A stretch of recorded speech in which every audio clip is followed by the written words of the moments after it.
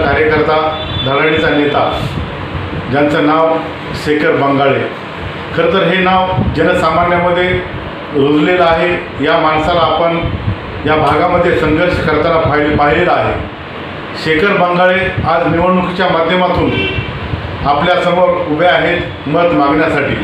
खरं तर हे मत ते त्यांच्यासाठी मागत नाही आहेत, हे मत जनसामान्यासाठी मागत आहेत. जनसामान्याच्या प्रश्नाची सोडवणूक व्हावी यासाठी ते आपल्याकडे येत आहेत मत मागण्यासाठी. खरं तर मत देण्याचा अधिकार आपल्या सर्वांना आहे, तो लोकशाहीने आपल्याला दिलेला आहे. मग लोकशाहीमध्ये योग्य माणूस निवडायचा असेल, संघर्ष करणारा माणूस निवडायचा असेल, सर्वसामान्य माणूस निवडायचा असेल तर आपल्याला शेखर बंगाळे हेच नाव पुढं दिसेल.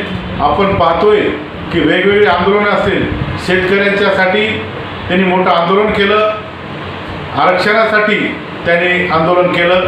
म्हणजे ते चळवळीमध्ये सतत राबत असतात. अशा माणसाला आज आपल्या अमूल्य मताची गरज आहे. ते महाराष्ट्र विकास आघाडीतर्फे या पक्षातर्फे ते उमेदवार म्हणून उभे आहेत. आपण अशा चळवळीतील कार्यकर्त्याला आपलं मतदान रूपी आशीर्वाद द्यावेत असं मला वाटतंय. म्हणून मी चंद्रकांत हजारे आपले सर्व मतदारांना विनंती करतोय की आपण शेखर बंगाळे यांना बहुमताने या ठिकाणी निवडून द्यावं आणि एका चळवळीतील कार्यकर्त्याला विधानसभेमध्ये पाठवावं. आणि अशाच आपण माणसाच्या जर पाठीमागे राहिलो तर चळवळ जिवंत राहील आणि अशा संघर्ष करणाऱ्या कार्यकर्त्यालाही एक कुठंतरी वाटेल की जनता आपल्यासोबत आहे, आपण त्यांच्यासाठी केलं पाहिजे. धन्यवाद.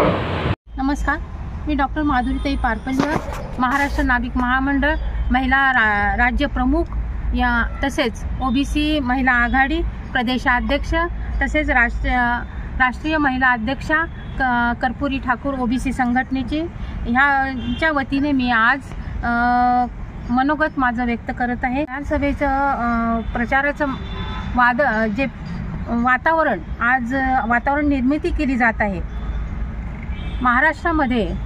आत्तापर्यंत आपण पाहिलं ओबीसीचा चेहरा आपल्याला दिसत नव्हता, पण आता सध्या जनजागृती झालेली आहे आणि ठिकठिकाणी ओबीसी बांधव हे उमेदवारी पत्करून आपली उमेदवारीसाठी प्रचार करत आहेत. आणि मी एक समाज भगिनी म्हणून सर्वांना एक आदेश माझा असा आहे की ओबीसी समाजाच्या हक्कासाठी आणि हक्काच्या भाकरीसाठी, अस्मितेसाठी आपण ओबीसी उमेदवाराला पाठिंबा देऊन त्यांना बहुसंख्येने निवडून आणलं पाहिजे. कारण आत्तापर्यंत सत्ताधारी पक्षाने आपल्या तोंडाला पानं पुसलेली आहेत, आपल्याला लॉलीपॉप दाखवलेलं आहे, गाजर दाखवलेलं आहे. हे फार पूर्वीपासून आपल्या ह्या ओबीसी समाजावर आपल्याला अन्यायच होत आहे, आपल्या गळचिपी होती आहे. पण कुणीही आपल्या पाठीशी उभारत नाही आहे, कुणीही आपल्याला न्याय देण्याचा प्रयत्न करत नाही आहे. आणि अशा परिस्थितीमध्ये आपल्याला आपले आमदार खासदार हे ओबीसीचे हवे आहेत. आपल्या हक्कासाठी, आपल्या न्याय हक्कासाठी आपल्याला उमेदवार हा ओबीसीचाच पाहिजे आहे.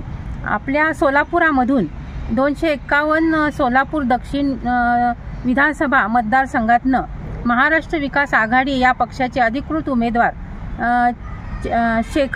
चंदन बंगाळे हे उमेदवार ओबीसीचे उमेदवार उभे आहेत. तरीही हा उमेदवार आत्तापर्यंत यांनी ओबीसीसाठी जे आंदोलनं केली, जे मोर्चे काढले, जे धरणं आंदोलन केले, जे चक्का आंदोलन केलं आणि वेळेखातर त्यांनी पोलिसांच्या लाठ्याकाठ्या खाल्ल्यात, कस्टडी भोगलेली आहे. अशा परिस्थितीत हा उमेदवार जिथं ओबीसीला अन्याय होतो तिथं हा त्याच्या पाठीशी उभारून त्यांना न्याय देण्याचा प्रयत्न करतो. वेळ आली तर घरावर तुळशीपत्र सुद्धा ठेवून या बांधवाने ओबीसीला न्याय देण्याचा आतापर्यंत प्रयत्न केलेला आहे. अशा कर्तृत्ववान आणि कर्मठ कार्यकर्त्याला ओबीसी समाजाने ताज्या घडामोडी पाहण्यासाठी आजच महाराष्ट्र सुखदेव न्यूज या YouTube चॅनलला लाईक आणि सबस्क्राईब करा. ताज्या घडामोडी पाहण्यासाठी आजच महाराष्ट्र सुखदेव न्यूज या YouTube चॅनलला लाईक आणि सबस्क्राईब करा.